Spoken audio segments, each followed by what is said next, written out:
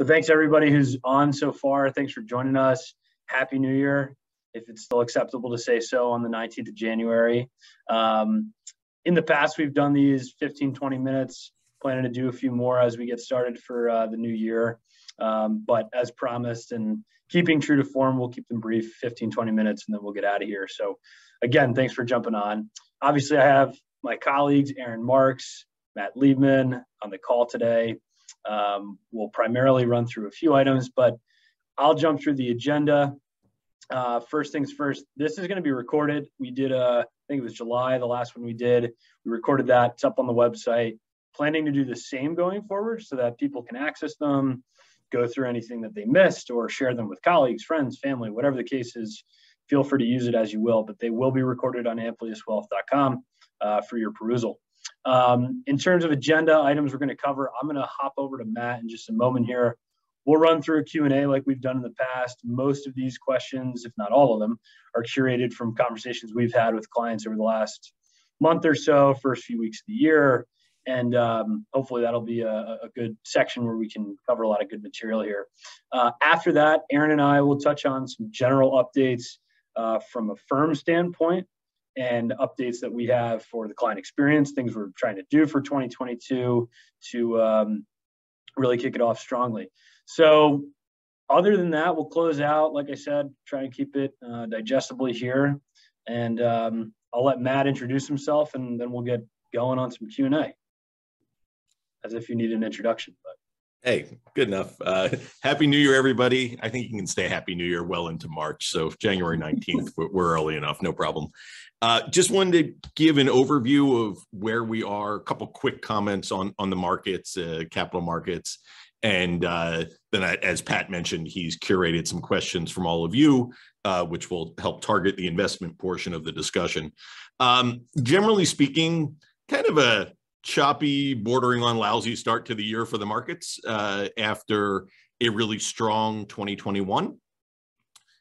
You have a few factors at play right now. You certainly have some geopolitical issues, Omicron, which is still out there. And I should have said, I hope everyone on the Zoom is healthy and your family is as well. I feel like we've been doing these for a couple of years and thought by now we'd be doing them in the absence of COVID, but no such luck. So I hope everyone's doing well. Then, beyond that, we have some valuation concerns in the market as stocks have had a really good run over the last several years, particularly in the US. And then finally, and maybe the biggest impact in the short term is the general, conversation around inflation, the supply chain, interest rates, and what the Fed's going to do. Are they going to be overly hawkish? Are they going and send the economy into recession? Are they going to be overly accommodating and not get inflation under wraps? And I think a lot of that is driving this initial start to the year of the markets where, the top line major indices are not down that much in terms of things like the S&P and the Dow. NASDAQ's taking a little bit more of a hit, but beneath the surface, there's some pretty solid weakness in the average stock right now. And well, I guess I'll pause there, Pat, and we can go to some of the specific questions. I think we'll hit a lot of the main issues. yeah, no, absolutely. Thanks for kind of kicking it off. Just following up, broadly speaking, across asset classes, your investment outlook, where do we stand? You talked about stocks a little bit, but just in general across major asset classes. So I think in terms of major asset classes, and if we were to divide them sort of broadly into three categories, you have your stocks, let's say bonds and cash, we'll call them one, and then let's call alternatives, things that don't cleanly and neatly fit into either of those two buckets, we'll call the third bucket. Right now, I'd say we're pretty, as you might have guessed from our initial comments, pretty neutral on stocks. We think that there's still a better long-term alternative, certainly than bonds and cash, in our opinion, for the long term. But in the short term, we think they could have some headwinds ahead of them. Pretty bearish and negative on bonds still, particularly long-term bonds. We don't think the interest rates are high enough to compensate people for the risk and for having to wait. They're certainly higher than they were a month ago or so, with the 10-year going from about 130 to 180. But as we're allocating capital, that's, in our opinion, still simply just not enough to make a big allocation there. And it's tough to quantify that third category of alternatives just because it could be a catch-all for so many different things. But in general, when we look at some of the things that are under that bucket, be it commodities and real assets, real estate, private equity, perhaps some customized or designed structured notes, we do think there are some opportunities there. If we're in this market where stocks are maybe overdone, not due for disaster, but maybe a little bit have run a little too far, and bonds and cash, the traditional safe assets, as it were, are not appealing enough, certainly not appealing enough to keep up with inflation, it looks. That's the environment where you might want to consider some of those alternative buckets, and we are evaluating that more. But I guess broadly speaking, neutral on stocks, pretty negative on bonds and cash in this inflationary environment, and open-minded certainly to alternatives to those two. Fair. So not crazy, honestly, not a crazy shift from some of the sentiment we've shared over the last couple of years with regard to some of these asset classes. And we'll talk a little bit more about alternatives and privates in a minute here. But you mentioned market's off to a bit of a shaky start, at least for the beginning of 2022. A lot of that has been driven by growth stocks in the U.S., particularly the NASDAQ, down about 7%, let's call it, coming into today from the beginning of the year. A lot of talk around inflation and interest rates. How do you think about all this? How does it fit in your general asset allocation thoughts? Some of it makes sense, and some of it's probably a little overdone, or is on the way to being overdone. Let's say that. There is a general thought that the higher interest rates go, the tougher that is on growth stocks, owing to their cost of capital borrowing, competitive returns from other asset classes, discount rates that people use to model future earnings. And, I think in general, there is a fair amount of logic to that, and there is some truth to that in history. That said, it depends how far we go. If we really sort of settle in at about 1.8% on the 10-year, which, that's a level that we've hit several times in the last decade. In fact, we retweeted a tweet about that last night. Follow us on Twitter. That's my shameless social plug there. But no, in general, I do think rates going up, and we saw them really spike up from here, 3%, 4%, 5%. That's where I think growth stocks would really be threatened. But right now, I think it's just a little bit of a repricing, everybody getting adjusted to this risk. And the NASDAQ, to your point of the big three U.S. indices, the NASDAQ has fared the worst, which you would sort of expect, and it had fared the best for a large degree of the recent bull market that I think we're still in. The other side that you're seeing a lot, which really started underneath the hood last year, is this area, whether it's small caps in the U.S. or what some people call innovation stocks. This whole idea of disruptive technology and innovation was really hot last year, for lack of another term, right into the summer. And then from there, a lot of those markets and a lot of those investments, and some get a lot of press on TV and others have taken a hit. In general, and that's where you see the biggest sell-offs. You see some of these, whether it was disruptive technology, innovation funds, things like that are down 50, 60%, not the 3 to 5 on the Dow. On one hand, that makes sense because I think maybe people were a little too euphoric and enthusiastic about that.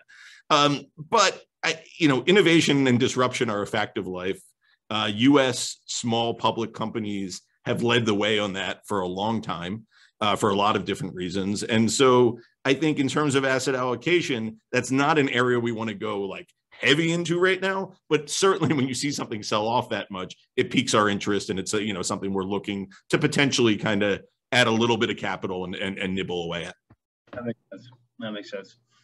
If you were to zoom out a little bit, and there was a lot of talk for throughout all of 2021, and I'm sure we'll hear more about it this year. Geopolitical risk obviously is always a factor, has been for some time. There was a lot of buzz around tax legislation and just general legislative changes in the U.S., at least. Some of those stocks are stalled out a bit. Where do we stand on some of these tax changes? Where do we stand on geopolitical risk and more macroeconomical developments? I mean, if we had done this call, in fact, we did do a call like this probably a year ago and 6 months ago, it seemed I won't say certain, but pretty darn likely that we were going to see some degree of major tax and spending changes and likely tax hikes. Back half of the year, fourth quarter, the Democratic Party did not have, let's say at this point, has not had enough unity amongst their 50 senators to pass something there. And the Republicans seem to have no interest in joining in with them to pass something there. So for now, it looks like taxes are status quo. I still think there's a chance they pass something at the beginning of the year. Certainly, I think as you get to the later part of the year, it would be pretty unlikely as you get towards the congressional midterm elections that they would pass something. But that's still a risk, if you want to call it that, that's out there. And some would view it as a risk that they don't pass it. Some would view it as a risk that they do pass it. But it's still an uncertainty either way at this point. As far as COVID goes, which has been, the big non-market related, but certainly it causes market reactions over the last couple of years. It seems, at least, knocking on wood, that the Omicron variant is the places where it came first. It has started to peak and decline in cases. And it seems, at least so far, for the most part, those that are vaccinated have generally stayed reasonably healthy with it. And so I don't think COVID in general is going away, but maybe we get a little bit of a break there. But I think on a geopolitical basis, back to your question, usually when it comes to market impact, it's the geopolitical risk that no one's talking about or thinking about that really causes it. We know about COVID now. We know about the supply chain that's been out there, and we know maybe about taxes, although that seems to be a moving target. I think the one that's starting to get some press now that is a bit of a concern is this whole thing with Russia and the Ukraine, and whether Russia is at odds with NATO, with the U.S., with Europe. How does China play in there? I worry a little bit on that and what the impact may be, just because I don't know that we have, as a market, have priced a ton into that yet. All good points, and I'm going to stick with the tax topic for just a moment here. Two more questions for you total, and I'm going to flip-flop the ones we had discussed here just to give you a heads up. I can take it. So internally, we've all been discussing tax deferral as a strategy. I think the logic has stood for a long period of time. CPAs, financial advisors, attorneys have all said, forget paying your tax bill today, take your gains, hang on to them, and worry about them in the future. And you touched a little bit on changes in the tax structure and whether rates could go up and those kinds of things. And we've discussed that a little bit internally. Can you just share some thoughts and how we've thought about big unrealized gains as markets have roared ahead the last 5-10 years? Yeah, traditionally in our business, and you're right, working with accountants, CPAs, even estate attorneys and clients, the big tax playbook was always around two topics, really. To your point, tax deferral. How can I put off paying taxes either through, IRAs, 401ks, profit sharing plans, or just letting capital gains, rise while you take your losses and so on. Another that we maybe speak about a little bit less, but we certainly internally are very focused on it, is tax location, making sure your more tax efficient investments, whether it's municipal bonds back when they actually yielded something, ETFs, are in taxable accounts, and the more inefficient investments are in qualified accounts where possible.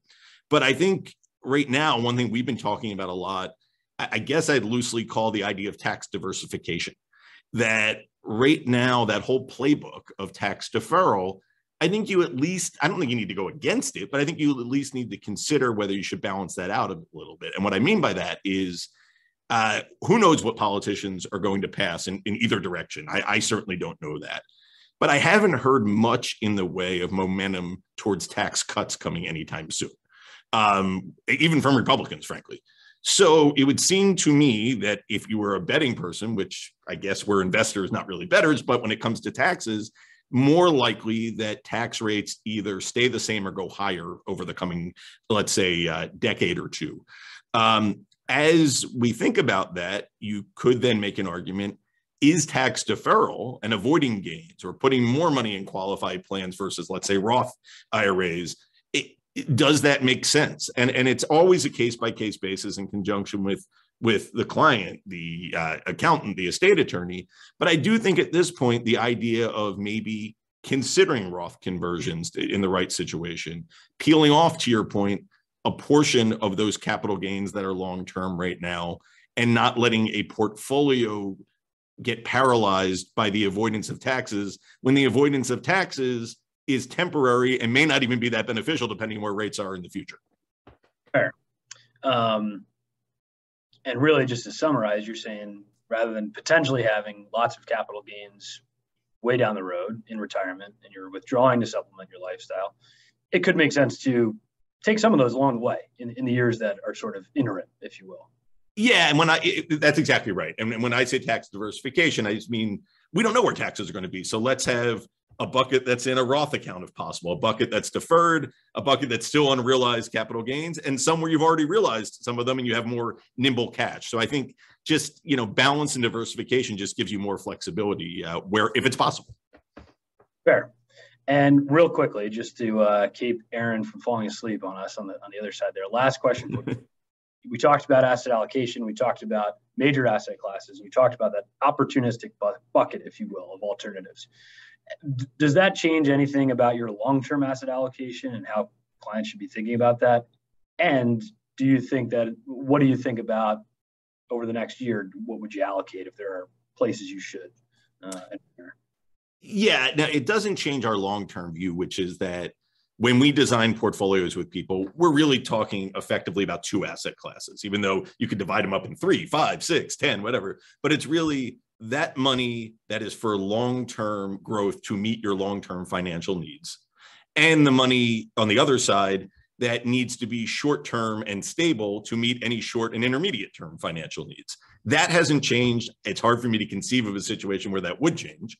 So in the long-term bucket, though, in the bucket of money that we're investing to try and make returns so people's plans stay on track, hopefully get ahead of schedule, that's where I think there are a couple opportunities. And we're looking, it has to be right for each individual client, it's customized, but in both the private equity area, some of these quasi publicly traded vehicles that have a portion in private equity.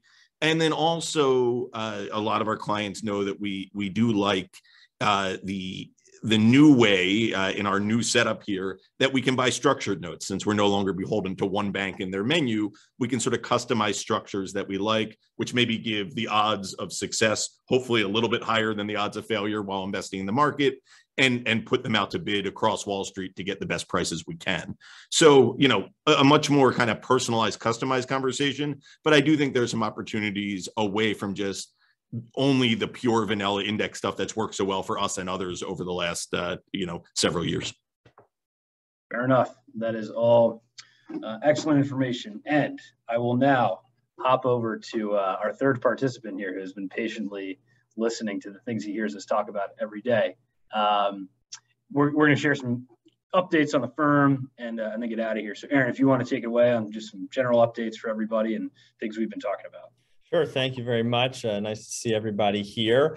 Just to talk a bit about, Matt talked about, along with Patrick, strategy in terms of investment strategy and philosophy. We also want to keep you up to date on the strategy of the firm, of what we're doing to enhance your experience, to grow, to hire. So I'll touch on a few pieces. I think most of you saw some social media several months ago about a new hire, Jonathan Bass, who's a financial advisor with us. And you have probably not seen any social media posts yet on a brand new hire, Joanna Bellanzoni, who started just after the first of the year. So she's helping out Monica in a support role, speaking to clients, servicing. So if you're calling to the office, or if you're receiving a call or an email, keep an eye out for Joanna's name and say hello.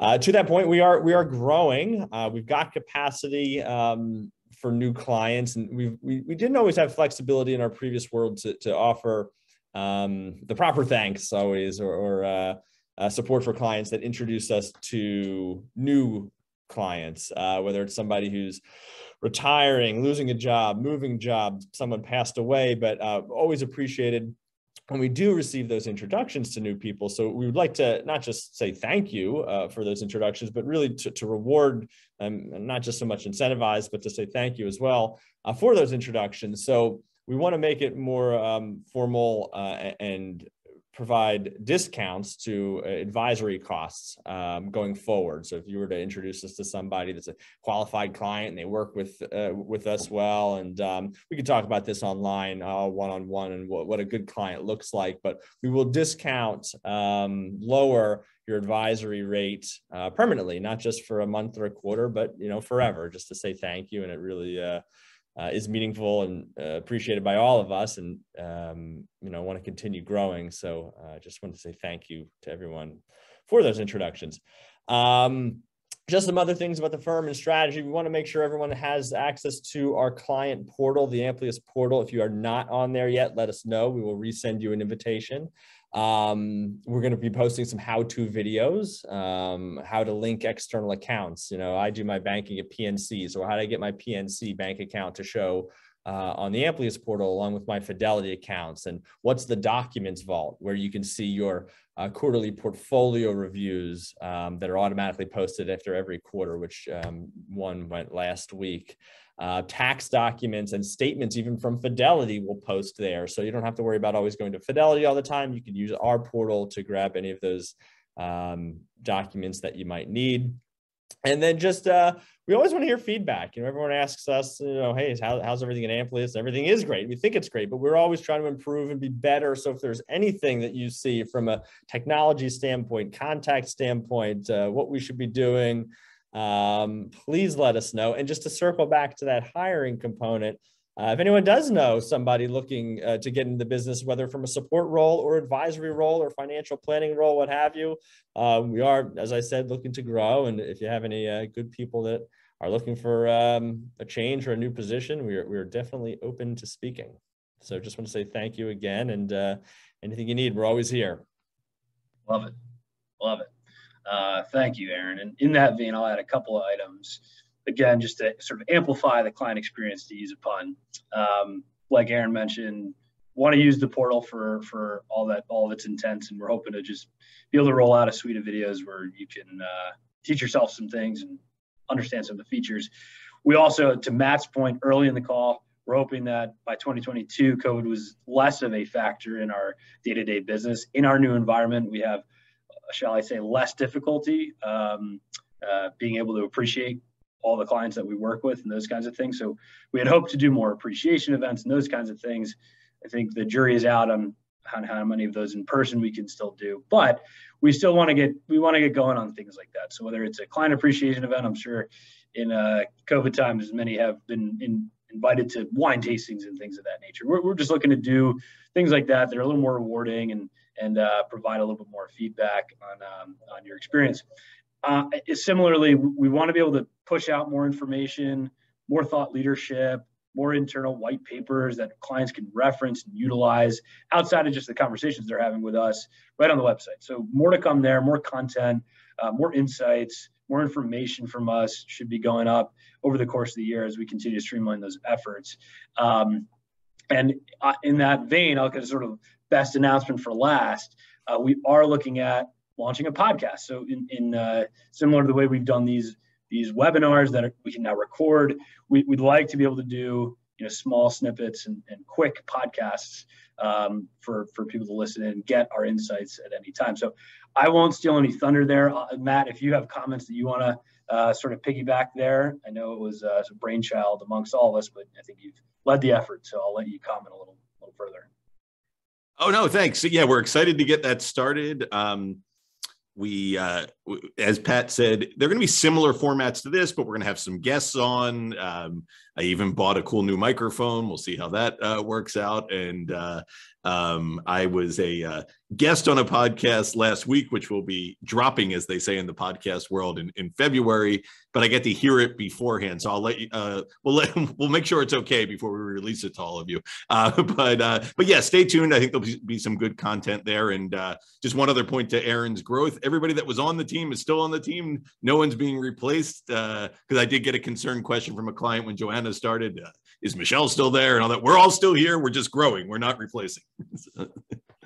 Good point. That's right. And just for anyone keeping tabs on where we are and in the office, we are, even though Patrick's and my backgrounds are simulated, we're all in the office. And probably later this year, we will be in a new office location because we are expanding and looking to be somewhere more permanent. At the outset, we only signed a short-term lease. So an address change and some notifications around that 6, 7, 8 months down the road, but nothing to be concerned of at the moment.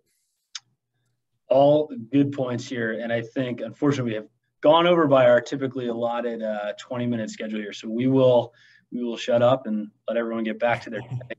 Any questions, reach out. Hope everyone is doing well, and we'll talk to everyone soon. So thanks again. Thanks, Happy New Year. everyone. Bye-bye.